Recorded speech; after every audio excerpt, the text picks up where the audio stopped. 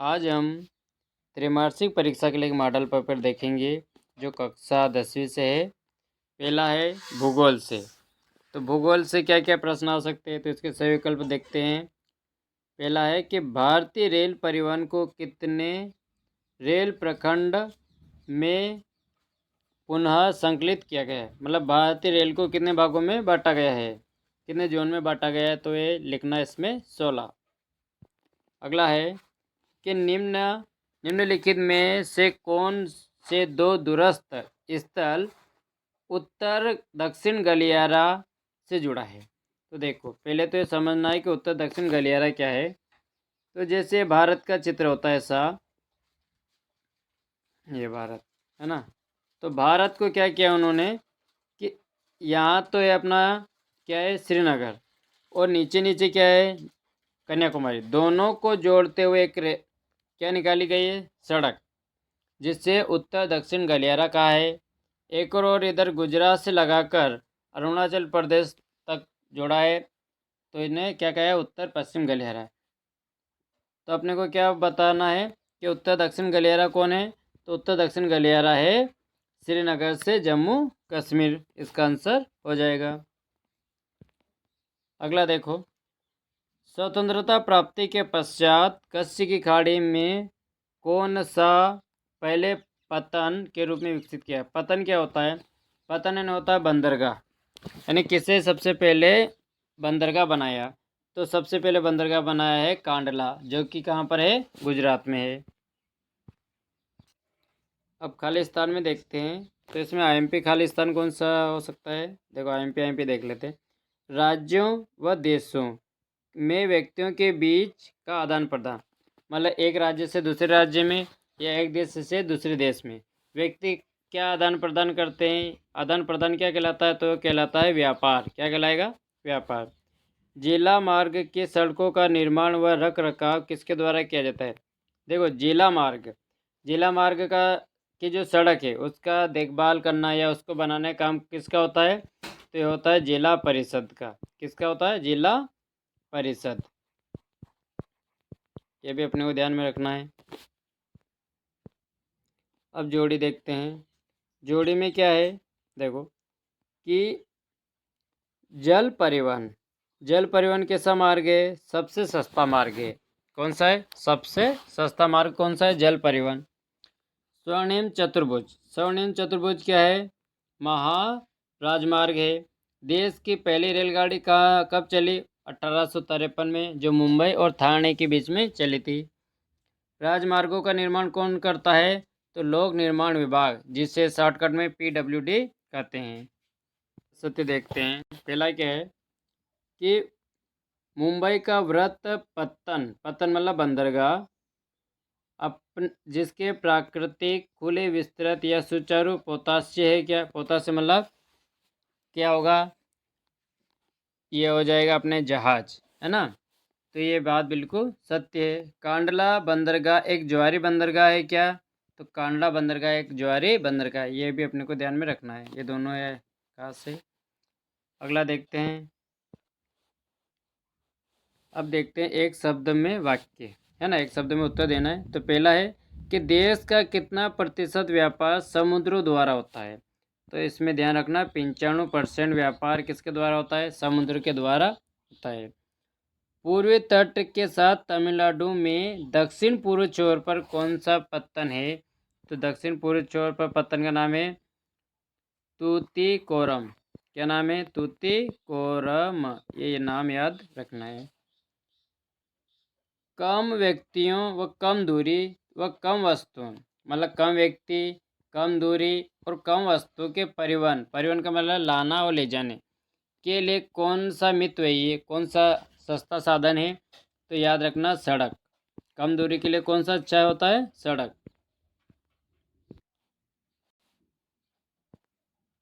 अब हम कुछ ऐसी चीज़ें देखते हैं जो अपने को प्रश्न बनकर आ जाएगी। पहला देखो कि भारत में 5 प्रकार के परिवहन व्यवस्था क्या है, तो है स्थल परिवहन, रेल परिवहन, पाइपलाइन परिवहन, जल परिवहन और वायु परिवहन।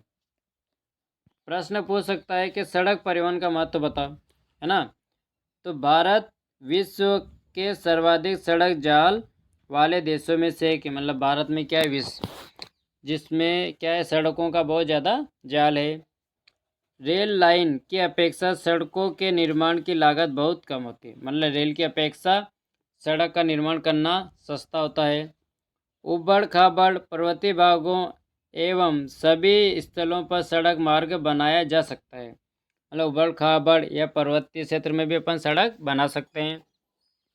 अपेक्षाकृत कम व्यक्तियों व कम दूरी कम वस्तुओं के परिवहन के लिए सड़क क्या है, अच्छा साधन है।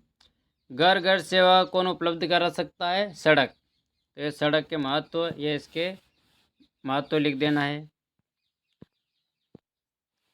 आगे देखते हैं, देखो क्या है प्रश्न कि भारत में सड़कों की क्षमता के आधार पर 6 वर्गों में विभाजित किया गया है। पहला है स्वर्णिम चतुर्भुज महाराजा मार्ग।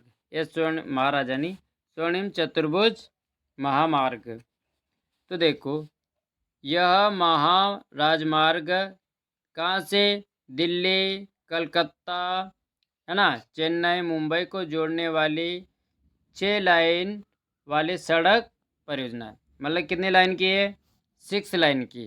कितनी लाइन की, 6। मतलब 6 रोड है इस पर, है ना। और कहाँ कहाँ कहाँ जाती है, तो दिल्ली कलकत्ता चेन्नई और मुंबई। अब इसको मैप में देखते हैं, देखो जैसे भारत का चित्र है, तो दिल्ली कहाँ है, तो यहाँ पर है दिल्ली, ये दिल्ली है। कोलकाता, कोलकाता ये रहा, यहाँ पर है। चेन्नई, चेन्नई यहाँ पर है। और मुंबई, मुंबई यहाँ पर है। तो इन 4 ही महानगरों को जोड़ने के लिए जो सड़क बनाई गई है, उस सड़क को नाम दिया है स्वर्णिम चतुर्भुज क्या, राजमार्ग। या तो इसको ऐसे जोड़ा हुआ है या इससे को ऐसे जोड़ा हुआ है, ठीक है। अब कितने लाइन की है, 6 लाइन की है। मतलब 6 रोड इस पर एक साथ।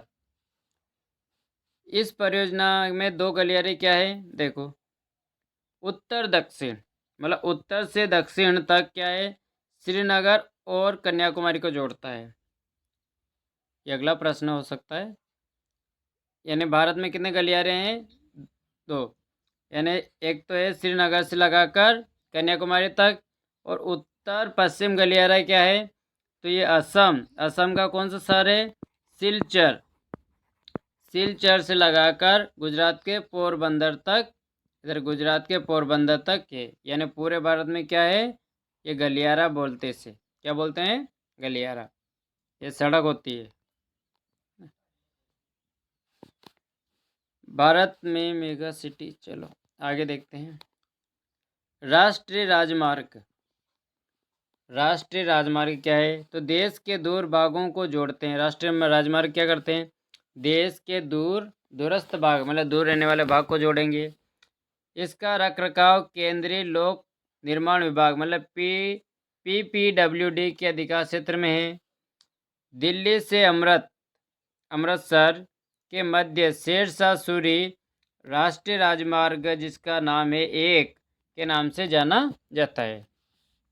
तो मेन बात ये याद रखना है कि राष्ट्रीय राजमार्ग क्या करते हैं, तो देश के दूर दूर के स्थानों को क्या करते हैं, जोड़ते हैं।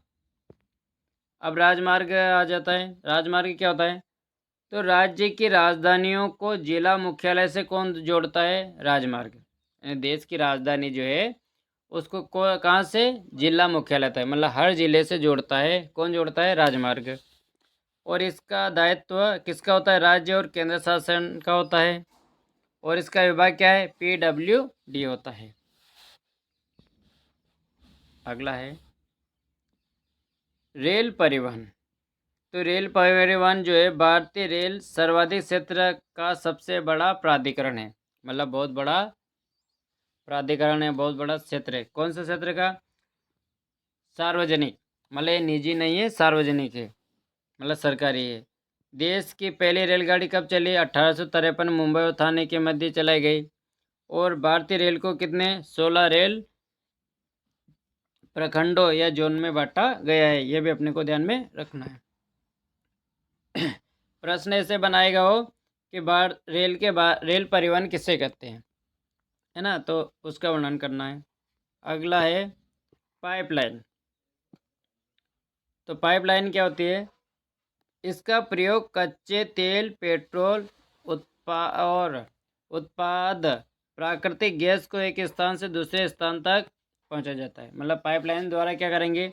कच्चे तेल या पेट्रोल या प्राकृतिक गैस को एक स्थान से दूसरे स्थान तक काय के द्वारा पहुंचाते हैं? पाइपलाइन के द्वारा।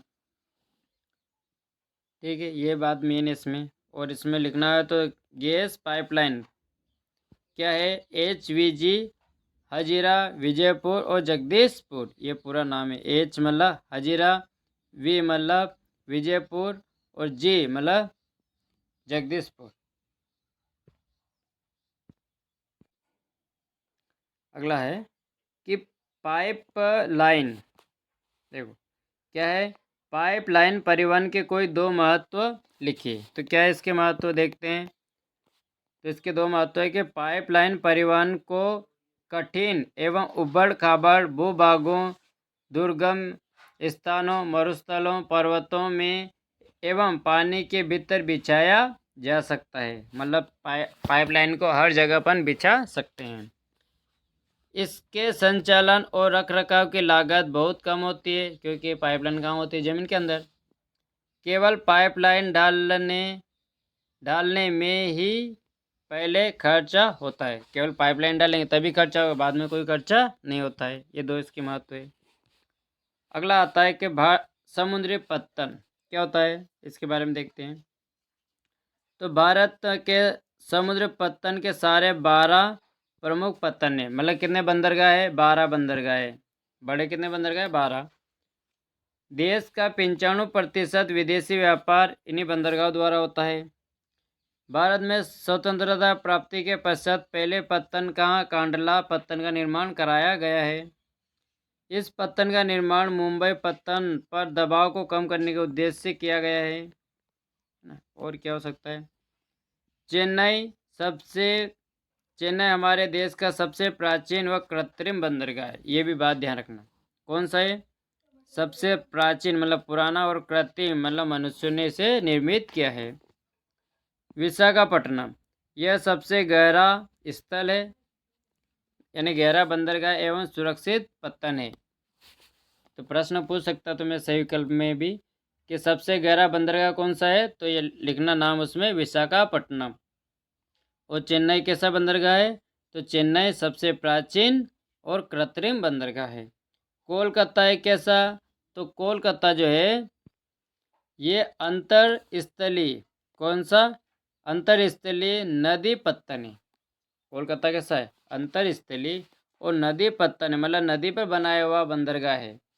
तथा ज्वारी पत्तन भी है, मतलब यहाँ ज्वार आता है ना, ज्वार भाटा बोलते हैं ना अपन, समुद्र में जो आती है लहरें।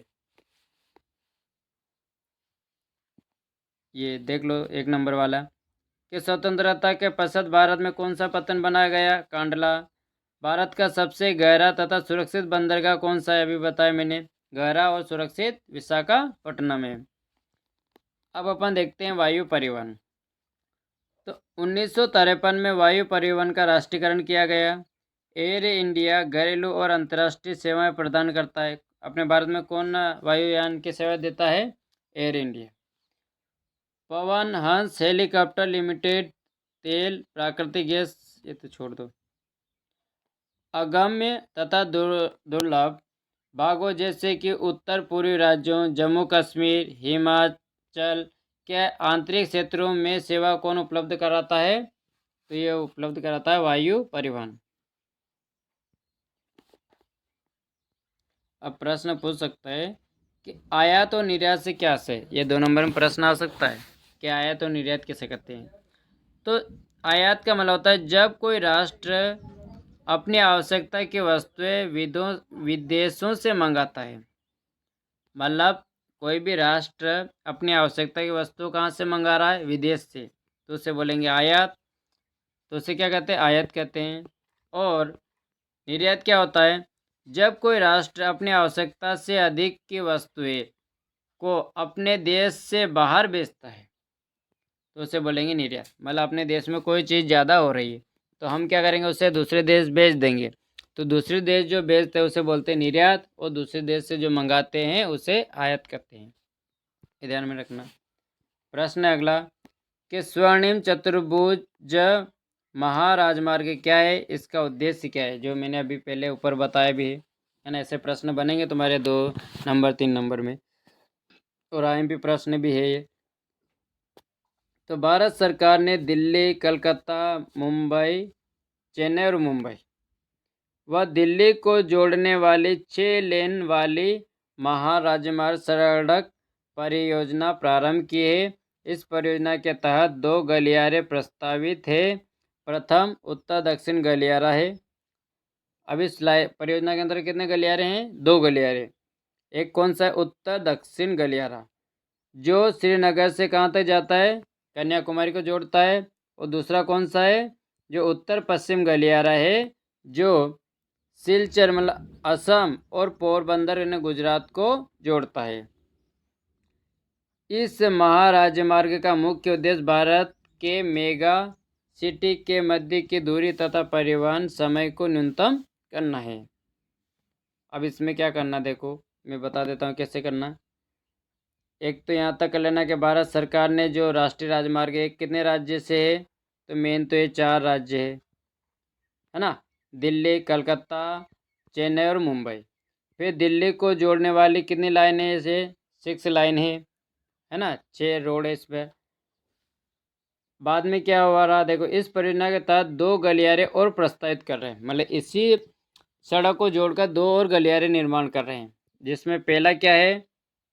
उत्तर दक्षिण गलियारा, मतलब उत्तर से लगाकर दक्षिण तक। अब उत्तर में कौन है? तो श्रीनगर है, और दक्षिण में कौन है? कन्याकुमारी। फिर इसी रोड से किसे जोड़ रहे हैं वो? तो इसी रोड से वो जोड़ रहे हैं। इधर तो कौन है? असम। असम का कौन सा? सिलचर।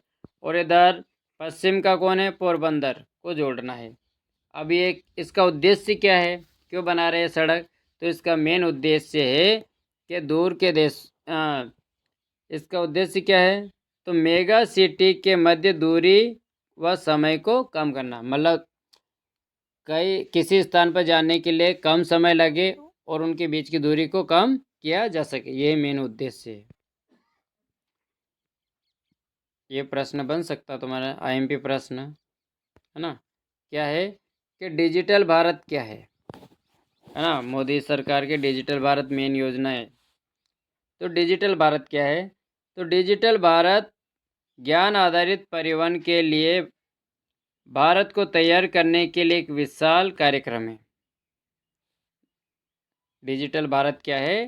तो डिजिटल भारत ज्ञान भारत जो है क्या है, किस पर आधारित है? ज्ञान पर आधारित है। किस पर आधारित है? ज्ञान पर आधारित है। भारत को तैयार करने के लिए एक विशाल कार्यक्रम है, एक बहुत बड़ा कार्यक्रम है। डिजिटल भारत कार्यक्रम का मुख्य उद्देश्य आईटी प्लस आईटी कौन है? भारतीय प्रतिभा प्लस आईटी यानी सूचना प्रौद्योगिकी बराबर आईटी मतलब कल का भारत में होने वाले परिवर्तनों को समझना तथा तकनीक को केंद्र में रखकर बदलाव लाना। मतलब कुल मिला के देखो क्या है इसका मतलब डिजिटल भारत का, कि डिजिटल भारत का मेन उद्देश्य ज्ञान पर आधारित है, और जिसके द्वारा भारत को क्या बनाना है? डिजिटल बनाना है ना। भारत को कैसा बनाना है? सूचना प्रौद्योगिकी के तहत डिजिटल बनाना। डिजिटल मतलब जैसे मोबाइल, टेलीफोन, संचार के साधन, इनसे जुड़ना, डिजिटल बनाना, ये मेन बात है इसमें। अब कुछ चीज़ें और देख लो। क्या है कह रहा है, देखो कि एक शब्द में उत्तर देना है। हालांकि सभी के उत्तर नीचे दे रखे हैं, देख लेना। पहला है कि राज्य और देश के व्यक्तियों के बीच वस्तु का आदान प्रदान क्या कहलाता है? तो कहलाता है व्यापार। क्या कहलाएगा? व्यापार। मतलब वस्तुओं का आदान प्रदान करेंगे तो क्या कहलाएगा? व्यापार। किसी देश के अंतर्राष्ट्रीय व्यापार की प्रगति किसका सूचक है? तो आर्थिक वैभव का। आयात निर्यात के अंतर से क्या निर्धारित होता है? आयात और निर्यात में अंतर रहेगा तो इससे बोलेंगे अपन व्यापार संतुलन। क्या बोलेंगे? व्यापार संतुलन। वायु परिवहन का राष्ट्रीयकरण कब किया गया? तो 1953 में किया गया। भारत में कितने पत्तनों की संख्या है? तो भारत में कितने बंदरगाह है? 12। किस पत्तन को दीनदयाल पत्तन के नाम से जाना जाता है? दीनदयाल पत्तन, तो इसे जाना जाता है कांडला, मतलब गुजरात का, जिसका नाम क्या है? दीनदयाल पत्तन। भारत में अंतःस्थलीय नौ संचालन जल मार्ग की लंबाई कितनी है? तो यह 14,500 किलोमीटर। भारतीय रेल परिवहन को कितने जोन में बांटा गया है? तो ये 16 जोन में बांटा गया है। विश्व की सबसे लंबी राजमार्ग सुरंग का नाम क्या है? अटल टनल। अटल टनल जो क्या है? विश्व की सबसे लंबी राजमार्ग में क्या है? सुरंग है, अटल टनल। ये भी ध्यान में रखना है। अगला देखते हैं अगले पार्ट से कि संसाधन से क्या आशय है। संसाधन किसे कहेंगे? तो पर्यावरण में पाए जाने वाले जैविक तथा अजैविक पदार्थों मानव की आवश्यकता की पूर्ति करते हैं, वह संसाधन कहलाता है। मतलब पर्यावरण में पाए जाने वाले जैविक तथा अजैविक, तो क्या है कि पर्यावरण में पाए जाने वाले जैविक तथा अजैविक पदार्थ, जैविक मतलब जो जिंदा है और अजैविक जो निर्जीव है पदार्थ, जो मानव की आवश्यकता की क्या कर सके? पूर्ति कर सके, उसे अपन क्या कहेंगे? संसाधन कहेंगे। हम दूसरे अर्थों में कह सकते हैं कि प्राकृतिक संसाधन तब बनते हैं जब मनुष्य अपनी बुद्धि और कौशल तथा तकनीक ज्ञान से उन्हें अपनी आवश्यकता के अनुरूप। चल इतना सब छोड़ दो, यहाँ तक जो बताया मैंने ये कर लेना है, ऊपर यहाँ तक इसको कर लेना है, ठीक है। अब संसाधन के प्रकार तुमसे पूछ सकता है कि संसाधन के प्रकार क्या है। तो देखो संसाधन के प्रकार कितने हैं?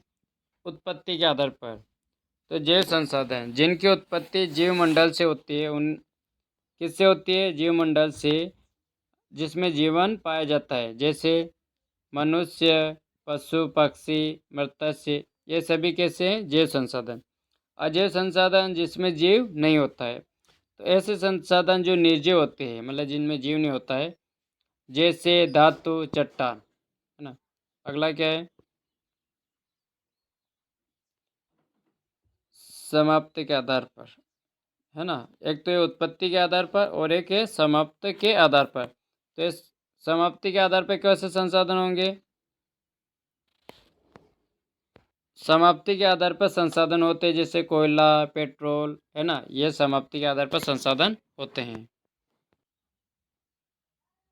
अगला प्रश्न है, देखो क्या है प्रश्न कि समाप्ति के आधार पर संसाधनों के प्रकारों के नाम लिखिए और समझिए। पहला है नवीनीकरण। तुमसे प्रश्न पूछेगा नवीनीकरण संसाधन किसे कहते हैं? तो वे संसाधन जिन्हें पुनः उत्पन्न किया जा सकता है, मतलब जिसे फिर से अपन बना सकते हैं, ऐसे संसाधन को बोलते हैं नवीनीकरण संसाधन। कौन होते हैं? जैसे सौर ऊर्जा, यानी सूरज की ऊर्जा कभी खत्म ही नहीं होगी। पवन ऊर्जा, क्या पवन ऊर्जा कभी खत्म होती है? क्या नहीं होती है, ये नवीनीकरण। अब आता अनवीनीकरण संसाधन किसे कहते हैं? इनसे भी 2-2 नंबर के प्रश्न बन सकते हैं कि अनवीनीकरण संसाधन क्या होते हैं। संसाधनों का विकास लंबे भूवैज्ञानिक अंतराल में होता है, जैसे जिन्हें पुनः उत्पन्न नहीं किया जा सकता। कुल मिला के ऐसे संसाधन जिन्हें हम एक बार नष्ट होने के बाद दोबारा से उन्हें उत्पन्न नहीं कर सकते, ऐसे संसाधनों को बोलेंगे अनवीनीकरण संसाधन। इसमें क्या आएगा? खनिज आएगा, जीवाश्म ईंधन आएगा, है ना, पेट्रोल आएगा, डीजल आएगा। अगर एक बार नष्ट हो गए तो हम दोबारा इन्हें बना नहीं सकते हैं। अगला संसाधन क्या है? स्वामित्व के आधार पर, मतलब स्वामी के आधार पर। तो स्वामी के आधार पर क्या होता है? तो यह संसाधन निजी व्यक्तियों के अधिकार में होता है। किन के अधिकार में? निजी व्यक्तियों में, जैसे मकान, बाग, भूखंड, है ना। मेन तो दो ही है थे उसके। अगला प्रश्न देखो कि संसाधनों का अंधाधुंध उपयोग से उत्पन्न कोई दो समस्या लिखी। अगर संसाधनों का अंधाधुंध उपयोग करेंगे तो इससे क्या समस्या उत्पन्न होगी वो बताना। पहला है कि संसाधनों का अति दोहन से संसाधन की क्या हो जाएगी? कमी हो जाएगी। और संसाधनों के अंधाधुंध शोषण से पर्यावरण संकट पैदा हो जाएगा, जैसे भूमंडलीय तापन यानी भूमंडल का तापमान बढ़ जाएगा, ओजोन परत क्या हो जाएगी, नष्ट होने लग जाएगी, वायु प्रदूषण होने लग जाएगा, भूमि प्रदूषण होने लग जाएगा, इस तरह से समस्या उत्पन्न हो जाएगी। तो ये भी आईएमपी प्रश्न है, कर लेना इसको भी। सतत पोषण विकास से क्या है? तो पर्यावरण को बिना नुकसान पहुंचाए और वर्तमान विकास की प्रक्रिया भविष्य की पीढ़ियों की आवश्यकता की अवहेलना न करे। छोड़ दो, वैसे तो कोई आईएमपी नहीं है ना। आईएमपी प्रश्न ये है जो तुम्हारे सही विकल्प खाली स्थान में पूछा जाएगा कि पृथ्वी सम्मेलन 1992 क्या है? तो ये पहले तो ये कहाँ हुआ, वो स्थान अपने को ध्यान में रखना है। तो स्थान है ब्राज़ील, और ब्राज़ील का कौन सा शहर है? Rio de Janeiro. तो ब्राज़ील के शहर रियो डी जेनेरो में पृथ्वी सम्मेलन 1992 में हुआ था, और यह प्रथम अंतर्राष्ट्रीय पृथ्वी सम्मेलन था। अब इसका उद्देश्य क्या था? इसका उद्देश्य था पर्यावरण का संरक्षण, सामाजिक आर्थिक विकास की समस्या का हल ढूंढना। तो ये 2 नंबर का प्रश्न है, याद कर लेना इसको। ये भी प्रश्न आईएमपी है कि एजेंडा 21 क्या है ना? तो इसका उद्देश्य भूमंडलीय सतत पोषणीय विकास हासिल करना, मतलब भूमंडल पर क्या हासिल करना? पोषण विकास हासिल करना, विश्व सहयोग के द्वारा पर्यावरणीय नुकसान और गरीबी और रोगों से निपटना, है ना। कुल मिला के एजेंडा 21 का उद्देश्य क्या है कि पर्यावरण के नुकसान को कम करना, गरीब और रोगों से पर्यावरण को बचाना है। ये एजेंडा 21 का उदाहरण है। अगला देखो क्या है, संसाधनों का संरक्षण। आईएमपी प्रश्न है, संसाधनों का संरक्षण मतलब बचाना। संसाधन को कैसे बचाए? तो भविष्य में आने वाली पीढ़ियों के लिए संसाधन बचे रहे, समाप्त होने वाले संसाधनों के नए विकल्पों का पता लगाए, मतलब जो संसाधन नष्ट होने लग जा रहे हैं उनकी जगह कोई नया विकल्प ढूंढे ताकि वो उनका उपयोग कम से कम हो सके। संसाधनों को नियोजित तरीके से उपयोग करें, मतलब उनका बिना आवश्यकता से अधिक प्रयोग नहीं करना है, जितनी आवश्यकता उतना ही प्रयोग करें। विकास की अंधाधुंध दौड़ से बचा जा सके। ये इनके उपाय के 4 कारण हैं जिनको याद कर लेना। अगला है कि सतत पोषणीय विकास से क्या है? ये प्रश्न प्रिय आ गया। तो देखो, पर्यावरण को बिना नुकसान पहुंचाए और वर्तमान विकास की प्रक्रिया भविष्य की पीढ़ियों की आवश्यकता की अवहेलना न करे, मतलब कुल मिला के पर्यावरण को नुकसान नहीं पहुंचाना और उनका धीरे धीरे पोषण करते रहना ही सतत पोषणीय विकास कहलाएगा।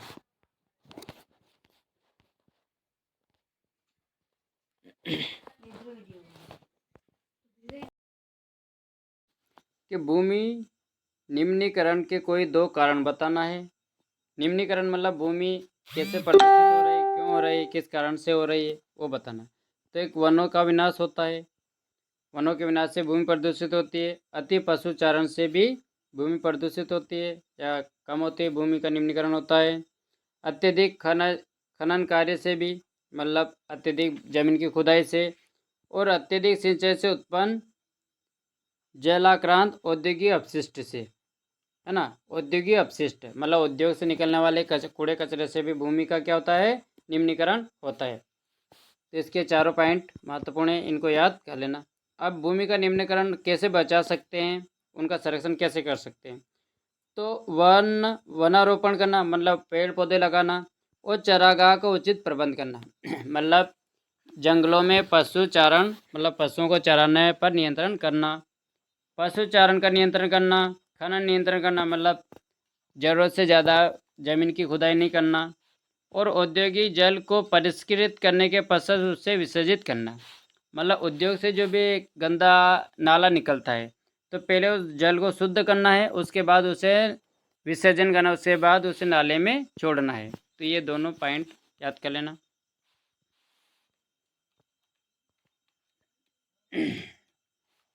अगला देखो कि जलोढ़ मृदा है ना, जलोढ़ मृदा कैसे, जलोढ़ मृदा क्या होती है, तो नदियों द्वारा जो मिट्टी बहाकर लाई जाती है और वो मिट्टी को मैदानों में क्या कर देती है, फैला देती है, उस मिट्टी को बोलते हैं जलोढ़ मिट्टी। एक और बात ध्यान रखना कि जलोढ़ मिट्टी कितने प्रकार की होती है, 2 प्रकार की होती है। एक होती है नवीन जलोढ़ मिट्टी और एक होते है खादर और एक होते है बांगर, है ना। चलो मैं बता दूं आगे कभी आएगा तो। देखो क्या इसमें इसकी विशेषता क्या क्या है, तो ये संपूर्ण उत्तर प्रदेश में फैली हुई है। जलोढ़ मिट्टी पूरे उत्तर प्रदेश में, उत्तर भारत में फैली हुई है।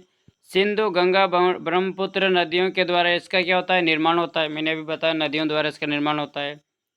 इसमें क्या होता है, रेत सीटम और मृत्तिका विभिन्न अनुपात में पाए जाते हैं। यह अधिक उपजाऊ होती है, चावल और गेहूं के लिए उपयुक्त है। ये पॉइंट इसका याद कर लेना। काली मिट्टी की क्या क्या विशेषता है, तो देखो काली मिट्टी की विशेषता देखते हैं। तो काली मिट्टी को क्या कहते हैं, रेगुर मिट्टी भी कहते हैं। इसका रंग काला है, कपास के लिए उपयुक्त है और इसमें कैल्शियम कार्बोनेट, मैग्नीशियम और पोटास और चूना तत्व पाया जाता है। एक और क्या है कि महाराष्ट्र, गुजरात और मध्य प्रदेश में पाई जाती है ना। एक को लिख सकते हैं कि यह अधिक नमी धारण कर सकती है। यह मिट्टी जो है अधिक नमी धारण कर सकती है। आगे देखो काली मिट्टी कोई 2 विशेषता जो मैंने ऊपर बता दी वैसे तो।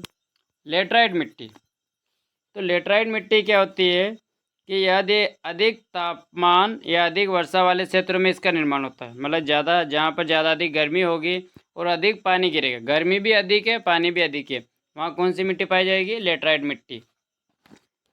अधिक वर्षा से निस्खलन का परिणाम है ह्यूमस की मात्रा में कमी। ह्यूमस से मतलब भूमि का उपजाऊ को बोलेंगे, ह्यूमस की क्या हो जाती है, कमी। इसकी प्रकृति कैसी, अम्लीय है। और यह कहाँ कहाँ पाई जाती है, तो देख लेते थोड़ा इसको। तो यह महाराष्ट्र के, एक तो ये लिखना पश्चिम घाट में है ना, और मेन लिख देना इसमें पश्चिम घाट में पाई जाती है। तो इसकी क्या क्या विशेषता हो सकती है कि यह कहाँ, इसका निर्माण कैसा होगा, अधिक ताप अधिक वर्षा वाले क्षेत्र में पाई जाती है। इसमें ह्यूमस की कमी होती है, यह अम्लीय प्रकृति की होती है और पश्चिम घाट में पाई जाती है। एक और लिखना कि यह चाय की खेती के लिए उपयुक्त है। लेटराइट मिट्टी किसके लिए ज़्यादा उपयुक्त है, चाय की खेती के लिए।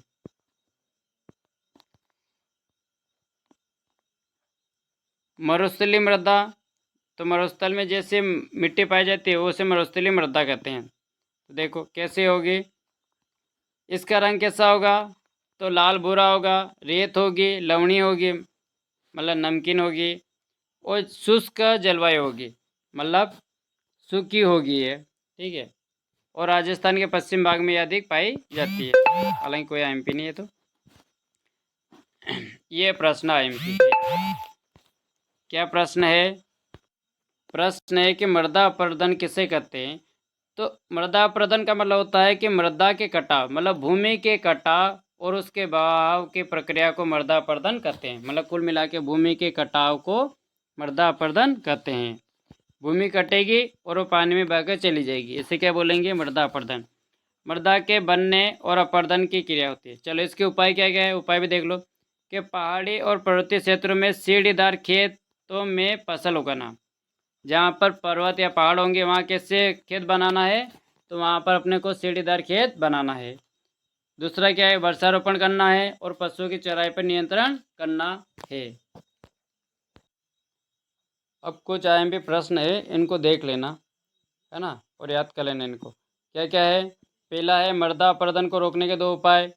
तो मैंने अभी बताया, एक तो पेड़ पौधे लगाना है और पर्वतों पर सीढ़ीदार खेत बनाना है, 2।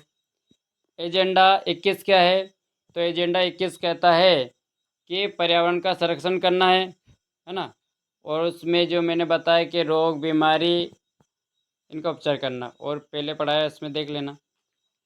मृदा निम्नीकरण से क्या आशय है, मतलब भूमि को प्रदूषण से बचाना।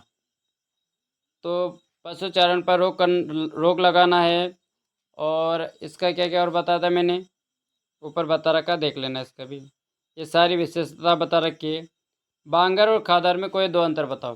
तो ये जलोढ़ मिट्टी के प्रकार है, बांगर और खादर। तो बांगर खादर किन्हें बोलेंगे, नवीन जलोढ़ मिट्टी को खादर और पुरानी जलोढ़ मिट्टी को बांगर कहते हैं। खादर में क्या होगा, इसमें ये उपजाऊ मिट्टी होती है और बांगर कम उपजाऊ मिट्टी होती है। ये दोनों अंतर हो जाएंगे इसके।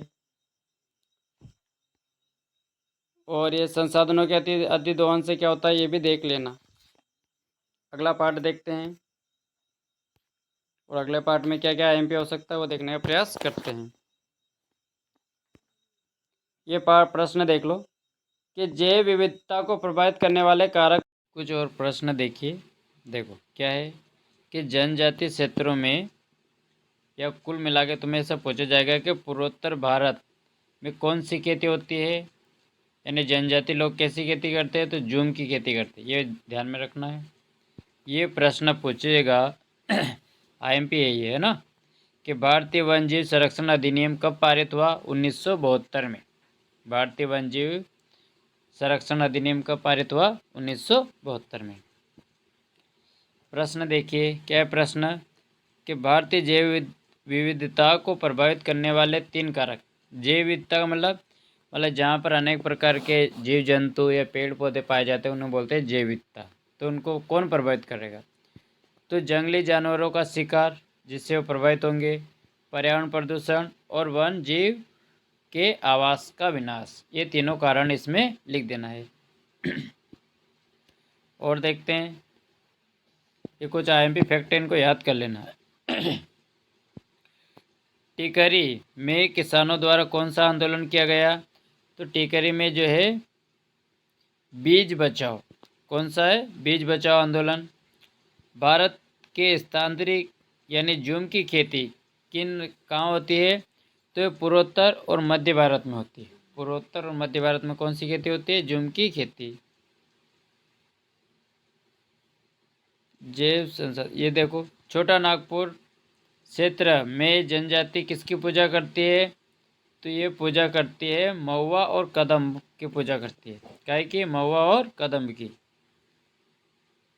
भूमि पर पाए जाने वाला सबसे तेज स्तनधारी जीव कौन है, तो है चीता। क्या है, चीता। और यह एमपी थे, कर लेना इनको। ये प्रश्न, वन जीव संरक्षण अधिनियम हेतु भारत सरकार ने क्या कदम उठाया है, तो इस भारतीय वन जीव संरक्षण अधिनियम कब पारित हुआ, 1972। यह एमपी प्रश्न है, रट लेना इसको। लागू किया, वन जीवों के आवास संरक्षण के अनेक प्रावधान रखे गए हैं। सबसे पहला क्या है वन जीवों के लिए, कि भारत सरकार द्वारा वन जीव संरक्षण अधिनियम लागू किया गया। संकटग्रस्त जातियों के बचाव पर जोर दिया गया। शिकार पर पूर्णतः प्रतिबंध लगाया गया। और वन जीव आवास का कानूनी संरक्षण और जंगली जीवों के व्यापार पर रोक लगाने पर प्रबल बल दिया गया। ये तो बहुत सारे पॉइंट हो जाएंगे ना, 3 पॉइंट है। तो पहला पॉइंट तो ये याद कर लेना, 1 पॉइंट तो ये हो गया, दूसरा यहाँ तक कर लेना, और तीसरा पॉइंट इसी को डाल देना, है ना, और चौथा पॉइंट ये हो जाएगा, और 5वां पॉइंट ये हो जाएगा। 5 पॉइंट बन जाएंगे इसके। ये वही का वही है कि वन जीवों के संरक्षण के लिए सरकार ने क्या क्या किया है, देख लेना।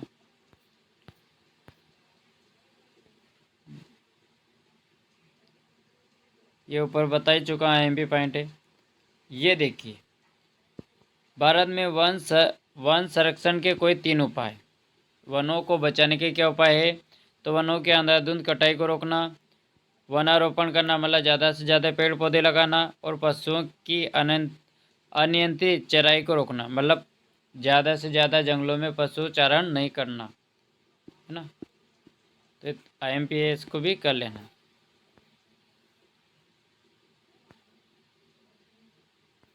चलो, ये तो सही विकल्प है।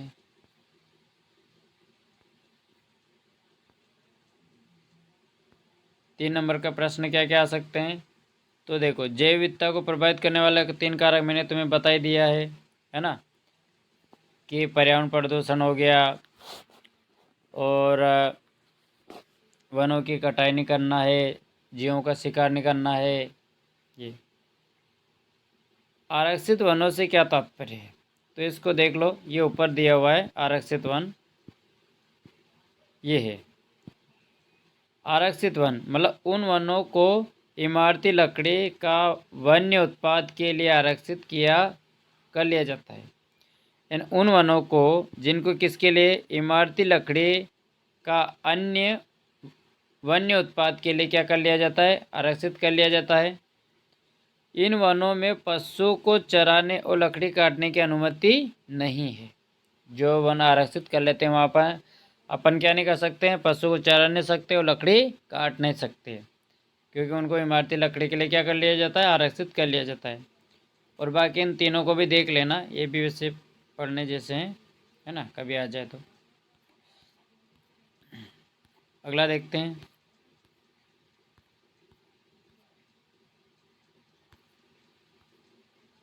और आईएमपी के इसमें ये प्रश्न कर लेना, स्थानांतरित कृषि। और स्थानांतरित कृषि को एक अन्य नाम से किस नाम से जानते हैं, जूम की खेती। कौन सा नाम से, जूम की खेती।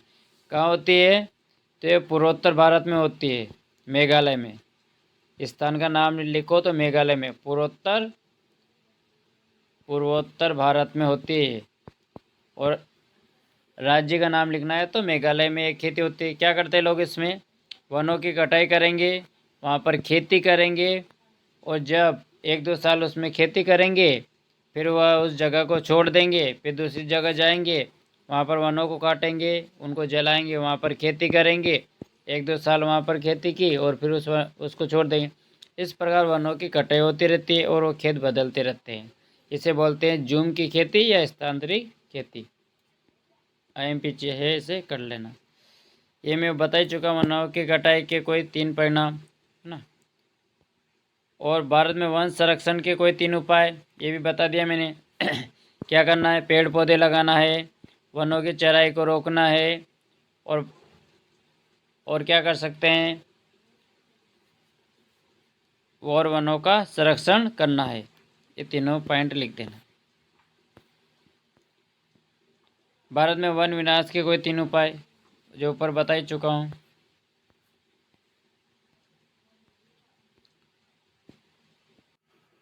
अब हम भारत और समकालीन विश्व भाग 2 मतलब इतिहास से कुछ देखने का प्रयास करेंगे। देखो, और कोशिश करेंगे कि इसमें आईएमपी चीज़ें ही तुम्हें बताई जाए। ये याद रखना कि महात्मा गांधी जो है जनवरी 1915 में कहाँ से आए थे, दक्षिण अफ्रीका से भारत लौटे थे और सत्याग्रह आंदोलन चलाया। प्रश्न पूछेगा तुमसे कि महात्मा गांधी भारत कब लौटे थे, तो 1915 में लौटे थे। कहाँ से लौटे थे, दक्षिण अफ्रीका में। और क्या किया उन्होंने, सत्याग्रह आंदोलन चलाया। 1917 में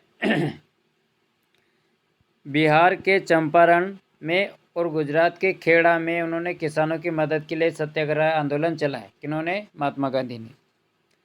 1918 में क्या किया, सूती कपड़ा कारखानों के मजदूरों के लिए अहमदाबाद में सत्याग्रह आंदोलन चलाए। ये तीनों पॉइंट याद रख लेना। ये आईएमपी प्रश्न है। रोल एक्ट प्रश्न आएगा तुम्हारा कि रोल एक्ट क्या है ना, क्या है रोल एक्ट क्या है। तो इसका सन याद रखना, 1919 में प्रस्तावित, यानी 1919 में प्रस्तावित रोल एक्ट के खिलाफ एक राष्ट्रव्यापी सत्याग्रह आंदोलन चलाने का फैसला गांधी जी ने किया था। और इसी आंदोलन को जनरल डायल ने 13 अप्रैल 1919 को जलियांवाला हत्याकांड किया। ये चलो, तो गांधी जी के बारे में ये कोई ख़ास नहीं है, मैं बता देता हूँ कि रोल एक्ट क्या है। तो अंग्रेज़ों ने एक ऐसा कानून पारित किया जिसमें किसी को शक के आधार पर जेल में डाल दिया जाता था, और उसके ऊपर ना तो कोई कार्रवाई कर सकता है, ना वो मुकदमा लड़ सकता है। जितनी जितने दिनों तक अंग्रेज चाहे उसे जेल में रख सकते हैं। और इसे भारत की जनता ने किस नाम से जाना? काला कानून या रोलेक्ट एक्ट के नाम से जाना जाता है, जो कब पारित हुआ? 1919 में हुआ। जिसके विरोध में रोलेक्ट एक्ट के विरोध में अमृतसर में एक सभा हो रही थी, तो वहाँ जनरल डायर नामक एक अंग्रेज अफसर गया और जलियांवाला बाग में उसने अंधाधुंध गोलियां चलाई, जिससे हजारों लोग मर गए, जिसे जलियांवाला बाग हत्याकांड के नाम से भी जाना जाता है। ठीक है, आगे है, देखते हैं और ये पढ़ लेना है ना, पढ़ो तो। कभी तुमसे पूछ ले कि चोरी चोरा कांड कब हुआ? 1922 में हुआ। और इसके कारण क्या हुआ? तो इसके कारण गांधी जी ने असहयोग आंदोलन को क्या कर लिया? वापस ले लिया। एक और ये भी है कि साइमन कमीशन का गठन 1927 में हुआ, और ये कब भारत आया? 1928 में। 1929 में जवाहरलाल नेहरू की अध्यक्षता में कांग्रेस के लाहौर अधिवेशन में पूर्ण स्वराज की मांग रखी गई। 1929 में गांधी जी की अध्यक्षता में कांग्रेस के लाहौर अधिवेशन में काय की मांग रखी गई? पूर्ण स्वराज की मांग रखी गई। और 26 जनवरी 1930 से स्वतंत्रता दिवस मनाने की घोषणा की गई कि हर साल 26 जनवरी को क्या मनाया जाएगा? स्वतंत्रता दिवस। लेकिन अपना भारत 15 अगस्त को आज़ाद हो गया था, इस वजह से 26 जनवरी को अपना देश का संविधान लागू करके 26 जनवरी के दिन गणतंत्र दिवस के रूप में मनाया जाने लगा है। तो ये भी ध्यान में रख लेना। सविनय अवज्ञा आंदोलन क्या था? तो ये गांधी जी ने चलाया था। पहले तो मेन पॉइंट याद रखना। कब चलाया? 1930 में 78 अनुयायियों के साथ गांधी जी ने क्या किया? दांडी मार्च किया। और अप्रैल को समुद्र तट पर गांधी जी पहुंचे और उन्होंने क्या किया? नमक कानून का उल्लंघन किया, और यहीं से सविनय अवज्ञा आंदोलन क्या हो गया? शुरू हो गया था। तो ये ध्यान रखना। इसमें क्या क्या चीज़ें याद रखना। पहले तो ये लिखना कि सविनय अवज्ञा आंदोलन महात्मा गांधी ने चलाया। 12 मार्च 1930 को 78 अनुयायियों के साथ दांडी मार्च किया, मतलब दांडी नामक स्थान से उन्होंने पैदल यात्रा की और समुद्र तट पर पहुंचकर नमक कानून तोड़ा। और नमक कानून टूटते ही सविनय अवज्ञा आंदोलन वहाँ से क्या हो गया? शुरू हो गया था। कभी तुमसे पूछ ले कि गांधी जी और इरविन के बीच समझौता कब हुआ? तो ये हुआ था 1921। नहीं, ये गलत है ना, इसको मत करना। 31 है वो, 1931।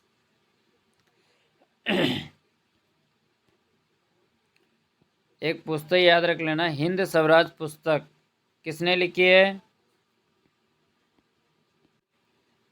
तो हिंद स्वराज पुस्तक लिखी है महात्मा गांधी ने, है ना। चोरी चोरा कांड कब हुआ? तो ये हुआ था 1922 में, 5 फरवरी 1922 में। अच्छा, इसमें क्या हुआ था कि उत्तर प्रदेश के चोरी चोरा नामक स्थान पर क्रांतिकारियों ने पुलिस चौकी में आग लगा दी थी, जिसमें 22 पुलिसकर्मी मारे गए थे। इस वजह से गांधी जी ने असहयोग आंदोलन को वापस ले लिया था इस घटना से। रोलेक्ट एक्ट कब पारित हुआ? आईएमपी प्रश्न है, कब पारित हुआ? 1919। रोलेक्ट एक्ट के विरोध में देशव्यापी हड़ताल कब हुई? तो ये भी अपने को ध्यान में रखना है। तो कब हुई थी देशव्यापी हड़ताल? तो ये हुई थी 6 अप्रैल 1919 को। 6 अप्रैल 1919 को। स्वतंत्रता आंदोलन के दौरान वीर सेनानी भगत सिंह ने कौन सा प्रसिद्ध नारा दिया था? भगत सिंह का नारा क्या है? इनकलाब जिंदाबाद, ये भगत सिंह का नारा था। करो या मरो किसका नारा था? महात्मा गांधी का। और स्वराज मेरा जन्मसिद्ध अधिकार और मैं इसे लेकर रहूंगा, ये किसका है? बाल गंगाधर तिलक का है।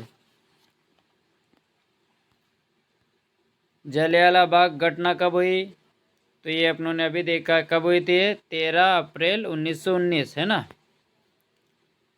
13 अप्रैल 1918 में गांधी जी सूती कपड़ा कारखानों के मजदूरों के बीच सत्याग्रह चलाया, है ना। तो कहाँ चलाया था ये सूती कपड़ा मिल? कहाँ है सूती कपड़ा मिल? ये अहमदाबाद में है। भारत छोड़ो आंदोलन कब हुआ? 1942 में। अब सन देखते हैं इसमें कौन सा सन इसका सही। 8 अगस्त होगा ना, तो 8 अगस्त था, तो अगस्त 1942। साइमन कमीशन भारत कब आया? तो ये आया था 1928 में। पूर्ण स्वतंत्रता का प्रस्ताव कब पारित हुआ? तो पूर्ण स्वतंत्रता का प्रस्ताव कब पारित किया गया? तो ये कब पारित किया गया? 31 दिसंबर 1929 को। और क्या प्रश्न एमपी हो सकते हैं?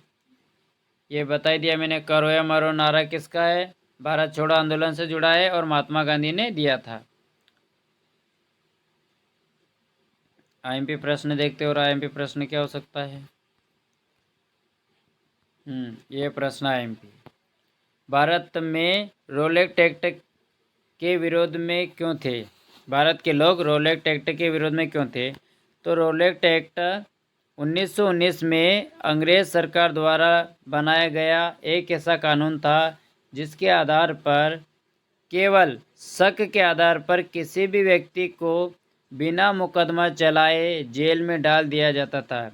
मतलब किसी भी आदमी को केवल शक हो जाए, शक के आधार पर उसे क्या कर लेंगे? वो पकड़ लेंगे, वो जेल में डाल देंगे, कोई मुकदमा नहीं, कोई कार्रवाई नहीं। तो रोलेक्स एक्ट के कारण ब्रिटिश सरकार को राजनीतिक गतिविधियों को कुचलने के लिए एक असीम शक्ति मिल गई। मतलब इस कानून से ब्रिटिश सरकार को क्या हुआ? राजनीतिक गतिविधियों को कुचला जा सके। मतलब जो राजनीतिक क्रांतिकारी जो गतिविधियां कर रहे थे अपने देश को आज़ाद कराने के लिए, उनको उनकी शक्तियों को सीमित कर सके। भारतीय सदस्यों के भारी विरोध के बावजूद इस कानून को बहुत जल्दबाजी से पारित किया गया था। यह एक अन्यायपूर्ण कानून था, इसलिए भारत के लोगों ने इसका विरोध किया। तो मेन बात क्या क्या लिखना है इसमें? अपने को यहाँ लिखना है कि रोलेक्स एक्ट 1919 में अंग्रेज सरकार द्वारा बनाया गया एक ऐसा कानून था जिसमें किसी भी व्यक्ति को केवल शक के आधार पर बिना मुकदमा चलाए जेल में डाल दिया जाता था। और रोलेक्स एक्ट अंग्रेजों ने इसलिए पारित किया ताकि भारत की राजनीतिक गतिविधियों को कुचला जा सके और उनकी शक्तियों को कम किया जा सके, इसलिए भारत के लोगों ने इसका विरोध किया। ये लिख देना तुम। तो आईएमपी प्रश्न है, कर लेना इसको, है ना। असहयोग आंदोलन वाला भी देख लेना। गांधी जी क्या थे? अहिंसा के पुजारी थे। और जब उन्होंने, अच्छा क्या प्रश्न कि असहयोग आंदोलन को गांधी जी ने क्यों वापस लिया? तो पहले भी बता दिया मैंने कि गांधी जी कैसे अहिंसा के पुजारी थे और चोरी चोरा नामक घटना के कारण, घटना की तरह कई स्थानों पर आंदोलन हिंसक होता जा रहा था। मेन बात तो अपने को ये लिखना है कि गांधी जी क्या थे? अहिंसा के पुजारी थे और चोरी चोरा नामक घटना के कारण गांधी जी ने असहयोग आंदोलन को वापस ले लिया था।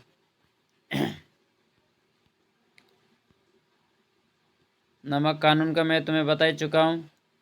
अगला देख लो आईएमपी प्रश्न, जलियांवाला बाग हत्याकांड। इसका पहले बता दिया मैंने कि अमृतसर में 13 अप्रैल 1919 को, देखो 1919 में कौन सा कानून आया था? Rolex act. और उसी का विरोध करने के लिए क्या हो रहा था? देखो अंग्रेजी जनरल डायर ने जलियांवाला बाग की भारतीयों की आम सभा में आए निर्दोष लोगों पर गोलियां चलाने का आदेश दे दिया गया। इस आम सभा में सभी लोग आए हुए थे, जिसमें हजारों बुजुर्ग, बच्चे, महिला सभी उपस्थित थे।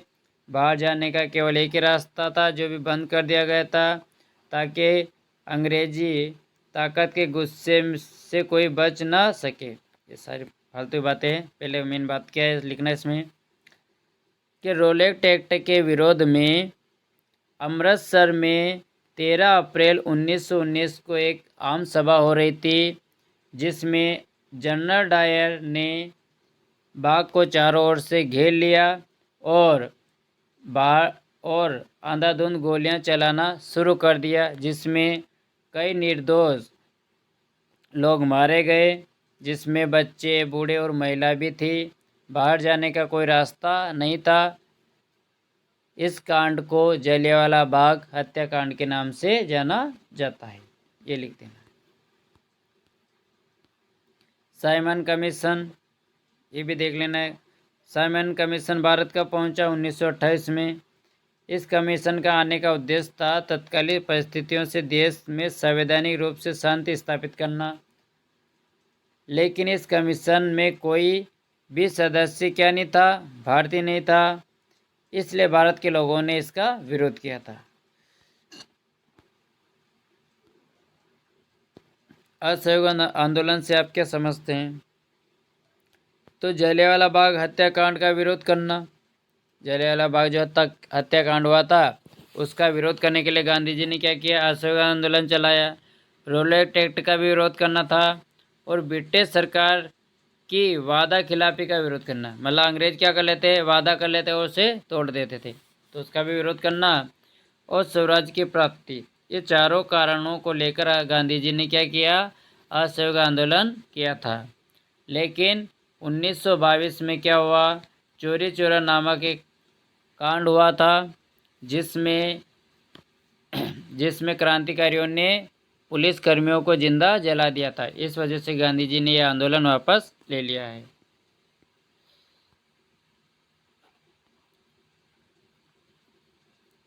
स्वदेश और बहिष्कार। और देखते हैं एमपी क्या है। चलो अगला अध्याय देखते हैं। तो अगला अध्याय से क्या क्या एमपी प्रश्न बन सकते हैं?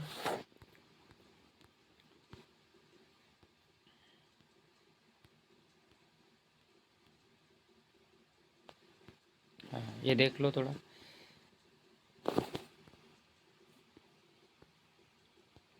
देखो, तुमसे पूछ सकता है कि मित्र राष्ट्र कौन से थे। तो मित्र राष्ट्र में कौन थे? ब्रिटेन, फ्रांस और रूस। ये तीनों क्या है? प्रथम विश्व युद्ध में क्या थे? मित्र राष्ट्र थे। तो देखो, पहले तो ये भी बात ध्यान रखना कि प्रथम विश्व युद्ध कब हुआ? तो 1914 से 1918 के बीच में कौन सा युद्ध हुआ? प्रथम विश्व युद्ध। मतलब 1914 से 1918 के बीच में प्रथम विश्व युद्ध हुआ और 1939 से 1945 के बीच में कौन सा युद्ध हुआ? दूसरा विश्व युद्ध हुआ था। ये भी पॉइंट ध्यान में रखना। आगे एमपी देखते हैं इसमें क्या है। विश्व युद्ध में मित्र राष्ट्र कौन से थे? अभी मैंने बताया कौन कौन से थे। तो ब्रिटेन, फ्रांस और रूस।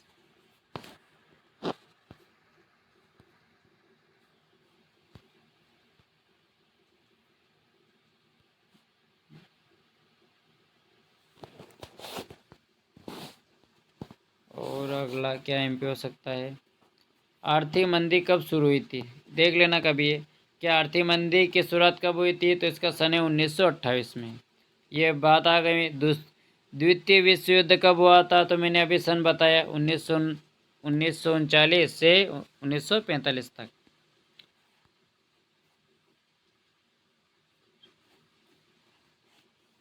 चलो ये प्रश्न देख लो। गिरमिटिया किसे कहा गया है? अनुबंधित मजदूरों को गिरमिटिया कहा जाता है। 19वीं सदी में गिरमिटिया अनुबंध व्यवस्था को नई दास व्यवस्था के रूप में वर्णित किया गया है। मतलब अनुबंधित मजदूर कौन होते हैं? जैसे अपनी भाषा में बोल रहे तो हारी। मतलब जो मजदूर अपन खेत पे रखते हैं साल भर के लिए, उन्हें बोलते अनुबंधित मजदूर। मतलब उन्हें एक साल के लिए अपने क्या कर दिया? अनुबंधित कर दिया कि तो एक साल तक मेरे खेत पर काम करेंगे। और इन्हीं को क्या कहते हैं? गिरमिटिया। बाद में इन्हें दास व्यवस्था के रूप में जाने लगा। प्राचीन काल में किस स्थल से एशिया और यूरोप का व्यापार होता था? मतलब वो कौन सा रास्ता था जमीन का जिससे भारत का व्यापार होता था, तो वो रास्ता था रेशम मार्ग, उसे रेशम मार्ग के नाम से जाना जाता है। बाजार का स्वरूप विश्वव्यापी स्तर किस क्रांति के बाद हुआ? तो औद्योगिक क्रांति के बाद। एक ये सम्मेलन याद रख लेना, ब्रेटन वुड्स का ऐतिहासिक सम्मेलन किस वर्ष हुआ? 1944 को। ये आईएफएम का पूरा नाम अंतर्राष्ट्रीय मुद्रा कोष, और इसका सन भी याद रखना 1945। आईएमएफ मुद्रा कोष, जिसकी स्थापना 1945 में हुई, और इसका मुख्यालय कहाँ है? वाशिंगटन डीसी में है।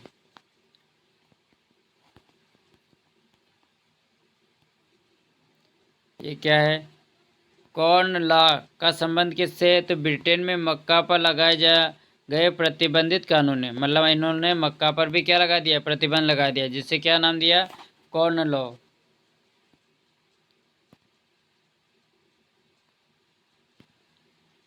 ये मैं तुम्हें पहले बता चुका हूँ, प्रथम विश्व युद्ध, ये दूसरा विश्व युद्ध।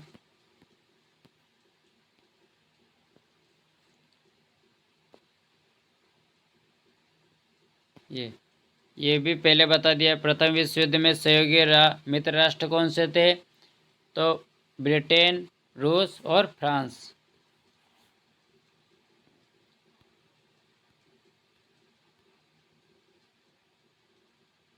ये अंतर्राष्ट्रीय मुद्रा कोष की स्थापना कब हुई? तो इसकी स्थापना हुई थी 1945 में।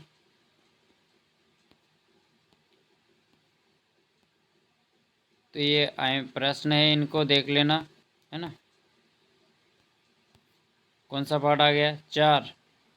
देखते 4 पार्ट में क्या है इसमें। आईएमपी फैक्ट क्या निकल के आता है?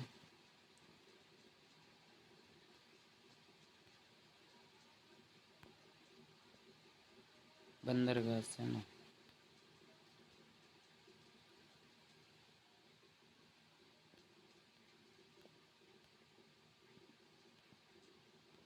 क्या क्या आ सकता है इसमें?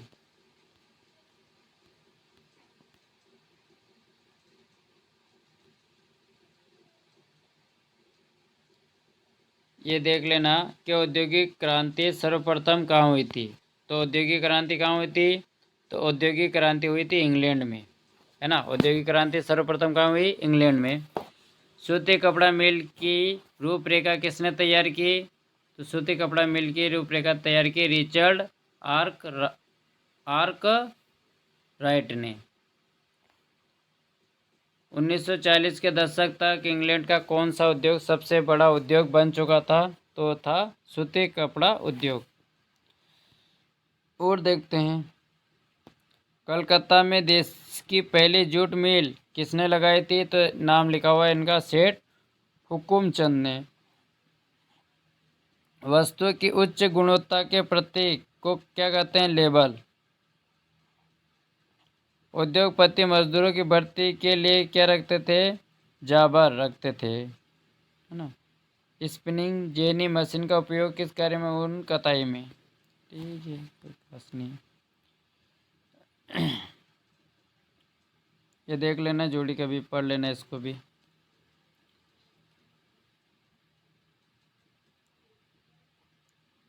ये अलग ही प्रश्न है, क्या है? स्पिनिंग जेनी क्या था? तो जेम्स हरग्रीव द्वारा 1764 ईस्वी में बनाई गई कताई की मशीन। अच्छा, ये क्या थी? कताई की मशीन, मतलब रुई काटने की मशीन थी। रुई को काटने की मशीन थी, जिसके द्वारा एक पहिया घुमाने वाला मजदूर बहुत ही तकियों को घुमा देता था। मतलब इसमें एक पहिया घुमाता था, और जिससे बहुत सारे पहिए तकिए घूमने लग जाते हैं। इस मशीन का नाम है स्पिनिंग जेनी। देख लेना है फ्लाइट क्या है। चलो अगला देखते हैं, अध्याय 1 यूरोप में राष्ट्रवाद का उदय। तो इसमें क्या एमपी हो सकता है, देखते हैं।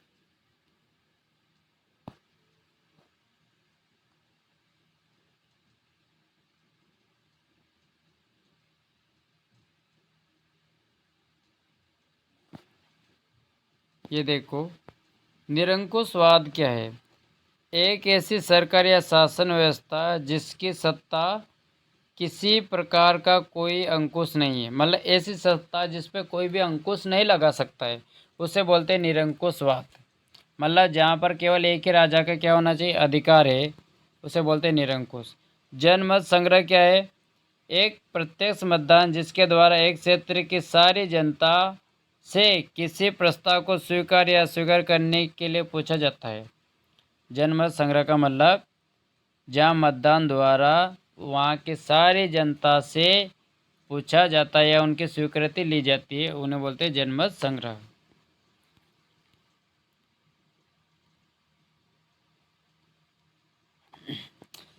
एक एक क्रांतियाँ याद कर लेना सभी की। फ्रांसिस क्रांति कब हुई? तो 1789 में। भारतीय नागरिक संहिता 1804 में। और वियना की संधि 1815 में। उदारवादियों की क्रांति 1848 में। जर्मनी का एकीकरण 1866 से 1871 और इटली का एकीकरण 1859 से 1871।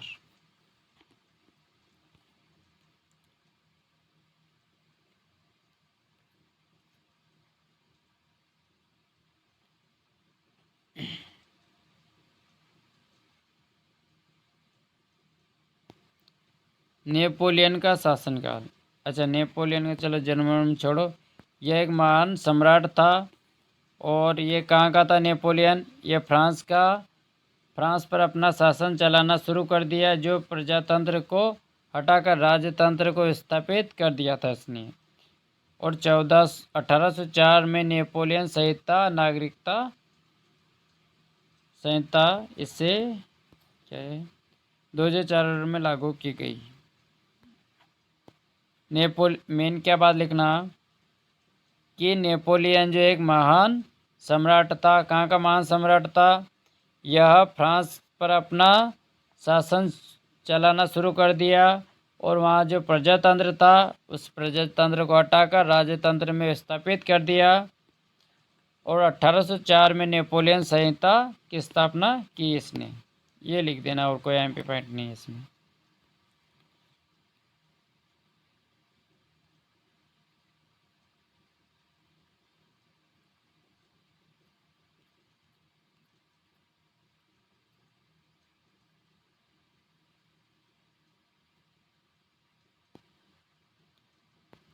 सही विकल्प में देखो, जर्मनी में एकीकरण की आधारशिला किसने रखी? तो जर्मनी में एकीकरण किसने किया? नेपोलियन बोनापार्ट ने। और ये प्रश्न देख लेना थोड़ा एमपी है। आंख पर पट्टी बंधी हुई एवं तराजू लिए हुए महिला किसका प्रतीक है? तो ये न्याय का। अपन टीवी में देखते हैं, अदालत देखते हैं टीवी में, तो वहाँ एक महिला के हाथ में तराजू लिए खड़ी है और आंखों पे पट्टी बंधी है, तो वह काय का प्रतीक है? न्याय का।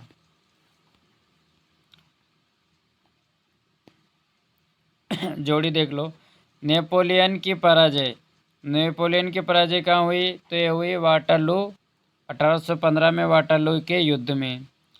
वियनी संधि का सदस्य नहीं है, तो कौन नहीं है? अमेरिका नहीं है। और लौ और रक्त की नीति किसकी है? तो ये लौ और रक्त की नीति बिस्मार्क की। ये प्रश्न थोड़ा आईएमपी है कि लौ और रक्त की नीति किसकी है? बिस्मार्क की है ना। और ये नेपोलियन की पराजय याद कर लेना एक करो।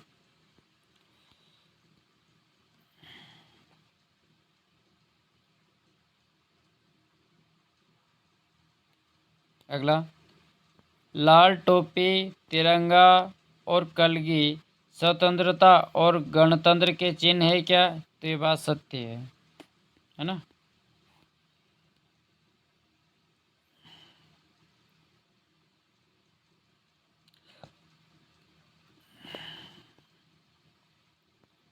1804 की नागरिक संहिता, जिसे आमतौर पर नेपोलियन संहिता के नाम से जाना जाता है, इसको भी कर लेना थोड़ा, है ना। और राष्ट्रवाद की पहली अभिव्यक्ति कौन से सन में हुई?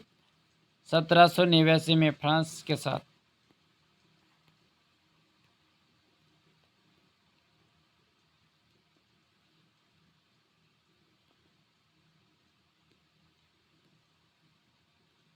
पार्ट 2 से देखते हैं क्या क्या हो सकता है इसमें।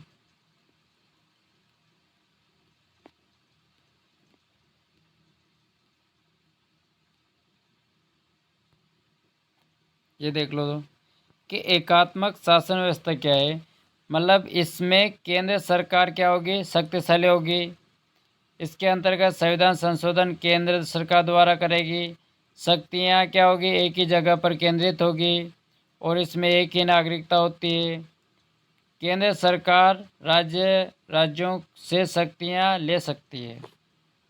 मतलब एकात्मकता में क्या होगा, केंद्र सरकार मजबूत होगी, है ना, और केंद्र सरकारी कानून बनाएगी। शक्तियाँ कहाँ, केवल एक ही जगह होगी। तो एक इसे बोलते हैं एकात्मकता। संघनात्मकता क्या होती है, तो इसमें केंद्र सरकार अपेक्षाकृत कमजोर होती है। उसमें केंद्र सरकार मजबूत है, इसमें केंद्र सरकार कमजोर है। इसमें केंद्र सरकार अकेले संविधान संशोधन नहीं कर सकती है। यानी इसमें केंद्र सरकार अकेला नियम नहीं बना सकती, नियम बनाने के लिए उसे राज्य सरकार की भी जरूरत पड़ेगी। शक्तियाँ स्तरों पर विभाजित है, बांट दिया गया है। दोहरी नागरिकता है इसमें, है ना, तो ये भी ध्यान रख लेना। मतलब देखो एकात्मकता में क्या है, तो एकात्मकता में मतलब एक राजा है, वही नियम बनाएगा, वही कानून बनाएगा, सब उसी की चलेगी, चाहे वो केंद्र सरकार का क्यों ना हो, है ना। यानी सभी शक्तियाँ इसी के पास, सारे अधिकार लेने का इसी पर अधिकार, इस कानून बनाने का अधिकार किसका, सब केंद्र का, तो उसे बोलेंगे एकात्मकता। और संगनात्मकता में क्या होगा, शक्तियाँ बांट देगा।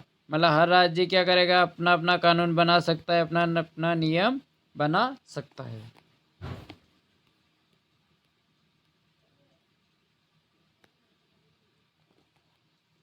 ये तीनों सूचियाँ याद कर लेना, आईएमपी है तीनों सूचियाँ। भारतीय संविधान में केंद्र और राज्यों के बीच शक्तियों का बंटवारा इन तीनों सूचियों के आधार पर किया गया है। कौन कौन सी सूची है, संघ सूची, राज्य सूची और समवर्ती सूची। और इनमें कौन कौन से विषय वो भी ध्यान में रखना। तो पहले तो ध्यान रख लो कि संघ सूची में कौन कानून बनाता है, तो संघ सूची में केंद्र सरकार कानून बनाती है। कौन कानून बनाती है, केंद्र सरकार। राज्य सूची किसके अंदर आती है, राज्य के अंदर आती है, और इसमें कौन कानून बनाएगा, राज्य। समवर्ती सूची में कौन, तो समवर्ती सूची में केंद्र और राज्य दोनों कानून बना सकते हैं। तो आप देखो कि इनमें जो है संघ सूची में कौन कौन आ रहा है, तो प्रतीक्षा, विदेशी मामले, बैंकिंग, संचार और राष्ट्र महत्व के विषय सभी क्या आएंगे संघ सूची में। राज्य सूची में क्या आता है, एक तो पुलिस, ये जरूर ध्यान रखना, व्यापार, वाणिज्य, कृषि, सिंचाई, मनोरंजन, ये सभी राज्य सूची में आएंगे। मान लो प्रश्न ऐसा आ गया कि पुलिस कौन सी सूची के अंतर्गत आती है, तो आती है राज्य सूची के अंतर्गत। कृषि किसके अंतर्गत आएगी, व्यापार किसके अंतर्गत आएगा, राज्य सूची के अंतर्गत। समवर्ती सूची में क्या आता है, शिक्षा, शिक्षा जो है समवर्ती सूची में आता है, और वन भी समवर्ती सूची में आते हैं। एक और ये, भारत में कितनी भाषाएं मान्य है, तो 22 भाषा को कौन सी सूची में, 8वीं अनुसूची में माना गया है। यानी भारतीय भाषा, भारत में कितनी भाषा को मान्यता मिली हुई है, तो 22 भाषाओं को, और कौन सी सूची में, 8वें नंबर की सूची में।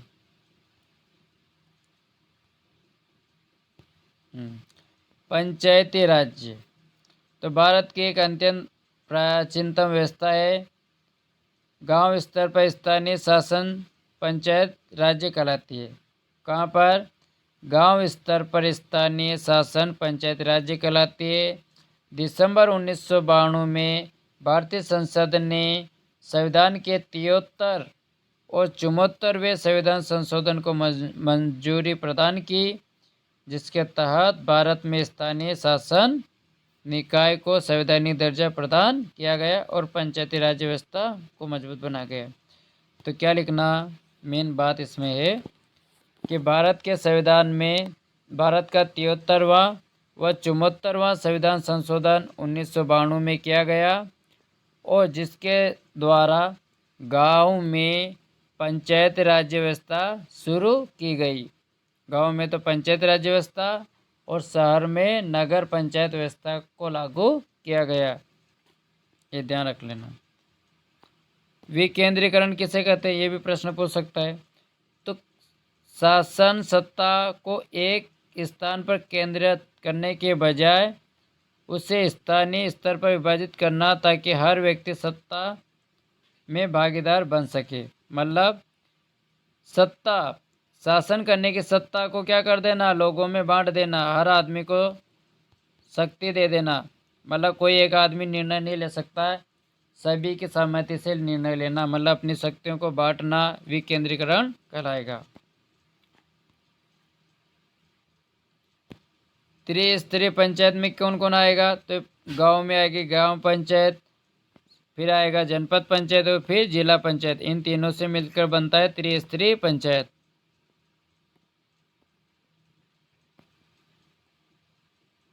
ये मैं कह रहा था भाई, देखो कौन सा विषय केंद्र सूची में नहीं है। केंद्र सूची कौन है, संघ सूची। संघ सूची को कौन सी सूची में मानते हैं, केंद्र सूची। तो इसमें कौन सा विषय नहीं है, नहीं है ना। तो देखो विदेशी मामले तो है इसमें, और समय बैंकिंग है, मुद्रा है, कानून नहीं है। कानून कौन सी सूची में आएगा, राज्य सूची में आ सकता है ना। स्थानीय शासन व्यवस्था को स्थानीय शासन वाली संस्था जो शहरों में काम करती है। शहर में कौन सी संस्था काम करेगी, तो शहर में जो है नगर निगम। तो शहर में जो है नगर निगम काम करती है। कौन काम करती है, नगर निगम। केंद्र और राज्यों के बीच विवादों का निपटारा कौन करेगा। अगर केंद्र और राज्य के बीच किसी चीज़ को लेकर आपस में बहस हो रही तो उसका निपटारा कौन करता है, सर्वोच्च न्यायालय करता है। ये भी ध्यान में रखना, न्यायपालिका करती है। कौन सा विषय राज्य सूची में नहीं है, राज्य सूची में नहीं है। देखो शिक्षा किस में है, शिक्षा है समवर्ती सूची में। शिक्षा किस में है, समवर्ती सूची में। व्यापार है, सुरक्षा है, कृषि है, तो कौन हो जाएगा, इसमें हो जाएगा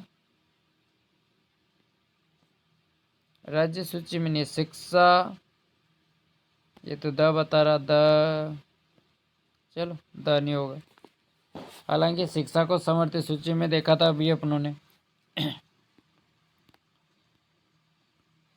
हाँ ये प्रश्न देख लो, भारत में कितने राज्य है भाई, 28 राज्य है। और कितने केंद्र शासित प्रदेश हो गए, 9। भारत में वर्तमान पंचायत राज्य व्यवस्था कौन सा संविधान संशोधन, 73वां नंबर का संविधान संशोधन, मैंने ऊपर ही बताया। ग्राम पंचायत का प्रमुख कौन होता है, तो होता है सरपंच। नगर का प्रमुख कौन होता है, उसे बोलते हैं महापौर। संविधान का रखवाला कौन है, सर्वोच्च न्यायालय। और भारतीय संविधान के संघ सूची में कितने विषय हैं, तो 97 विषय रखे गए हैं, है ना। ये सभी पॉइंट IMP, इनको एक बार अच्छे से पढ़ के जाना सभी को। देखो संघ सूची, संघ सूची में कौन आएगा, तो संघ सूची में आता है संचार। राज्य सूची में, राज्य सूची में क्या आएगा, कृषि। और समवर्ती सूची में क्या आता है, शिक्षा। नगर निगम, नगर निगम का मुखिया कौन होगा, महापौर। और ग्राम पंचायत का कौन होगा, पंच या सरपंच, है ना।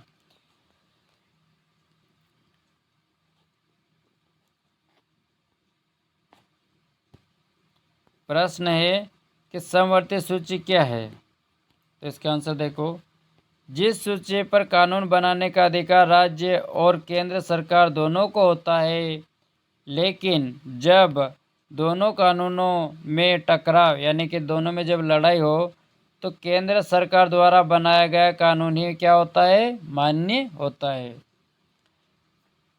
कितनी सूचियाँ बताई मैंने, 3, संघ सूची, राज्य सूची और समवर्ती सूची।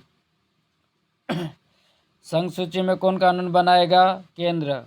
राज्य सूची में राज्य, और समवर्ती सूची में केंद्र और राज्य दोनों। लेकिन अगर इनमें के बीच में कोई टकराव है तो कौन सा कानून मान्य होगा? केंद्र सरकार का। संघवाद क्या है? संघवाद एक ऐसी शासन व्यवस्था है जिसमें शासन की शक्तियां का केंद्रीय सरकार तथा प्रांतीय सरकारों के बीच बंटवारा कर दिया जाता है। संघवाद में क्या होता है? तो संघवाद में जो है शासन की शक्तियां को क्या करेगा? केंद्र सरकार और प्रांतीय सरकार के बीच बंटवारा कर देना ही क्या होगा? संघवाद है। विकेंद्रीकरण क्या है? तो सत्ता का बंटवारा करना ही क्या कहलाएगा? विकेंद्रीकरण। और सत्ता किन में बांटना है? केंद्र सरकार और राज्य सरकार में। ये सारे प्रश्न बता दिए मैंने। त्रिस्तरीय पंचायत है ना। और पंचायत के कार्य तो अपन लिख सकते हैं। पंचायत क्या करेगी?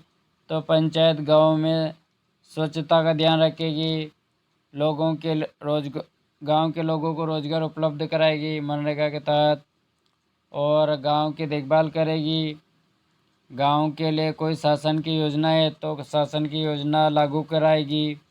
उसके बाद में शासन के द्वारा जो भी आदेश दिया जाता है वो ग्राम पंचायत उसे पूरा करती है। तो इस तरह से ग्राम पंचायत के कार्य लिख देना।